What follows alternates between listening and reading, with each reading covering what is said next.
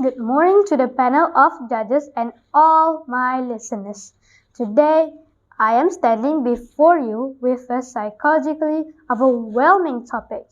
You may think you know the story of Rapunzel, but did you know that she is partly based on Martyr Saint Barbara, or that the Beast of Beauty and the Beast actually existed? I will walk you through a few beloved fairy tales and nursery rhymes which all have something in common. Their roots come from real people, places, and objects. Keep listening to learn more about the facts behind your favorite fictions. First, let me tell you the story of Beauty and the Beast.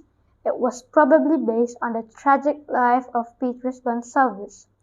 According to Refinery 29, in 1537 there was a young boy named Petrus Gonsalves who was regularly called a beast.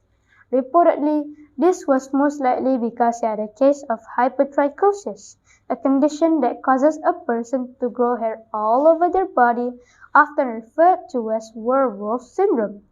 Gonsalves was just 10 years old when he was taken from his native country, Spain, and sent to the King of France to operate as a type of court jester. King Henry decided to take on Gonsalves to be his sole pet project, Refinery 29 wrote. The king groomed Gonsalves to be a nobleman.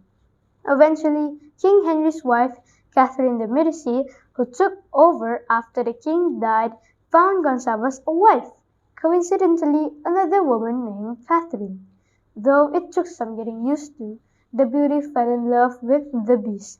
They were married for 40 years and had 7 kids together, 4 of which also had hypertrichosis. Let it go, can't hold it back anymore. Frozen is loosely based on the Hans Christian Andersen story of the Snow Queen, and Elsa's icy powers can be traced back to Swedish opera singer Jenny Lind. The main similarity? There's a queen with ice powers. But the fairy tale might not have just dropped into Andersen's imagination. Rumor has it the acclaimed Swedish opera singer Jenny Lind was the inspiration for the titular queen. Allegedly, after Lind rejected Andersen's romantic pursuits, he turned her into the Snow Queen, a woman with a heart made of ice. The third fairy tale, the story of Rapunzel. It is based on the tragic life of Saint Barbara, who is thought to have lived in the 3rd century.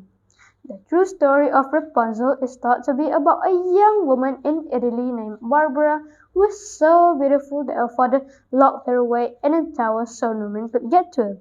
Though many asked for her hand in marriage, Barbara dedicated herself to God and a newfound Christian faith and refused them all. Her father, however, was a pagan and not pleased about her Christianity. The story goes that when she prayed for help when he drew his sword on her, God created a hole in the tower for her to escape. Unfortunately, she was soon discovered and beheaded by her father, who was then struck by lightning. Ladies and gentlemen, little Jack Horner, who stars in a nursery rhyme, was a real steward to the abbot of Glastonbury in the 1500s. In the nursery rhyme, a little boy named Jack finds a plum inside of a Christmas pie.